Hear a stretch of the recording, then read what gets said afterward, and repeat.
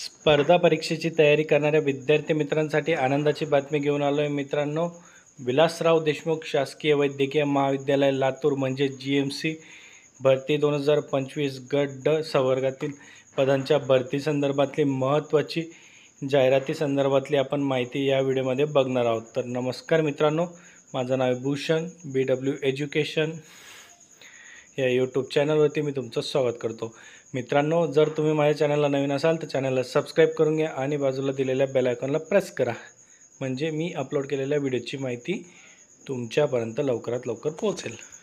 तर बघा विद्यार्थी मित्रहो, विलासराव देशमुख शासकीय वैद्यकीय महाविद्यालय लातूर म्हणजेच GMC भरती 2025 संदर्भातली ही महत्त्वाची अपडेट आहे मित्रांनो.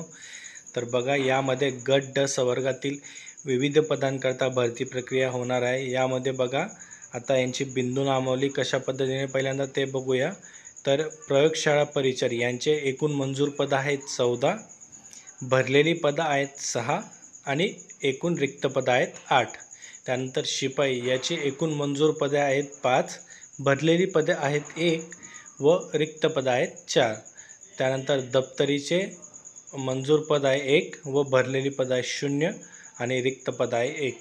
तर मित्रांनो, सरळ सेवा भरतीच्या अनुषंगाने 13 पदांसाठी TCS किंवा IBPS मार्फत ही नवीन जाहिरात प्रसिद्ध होणार आहे.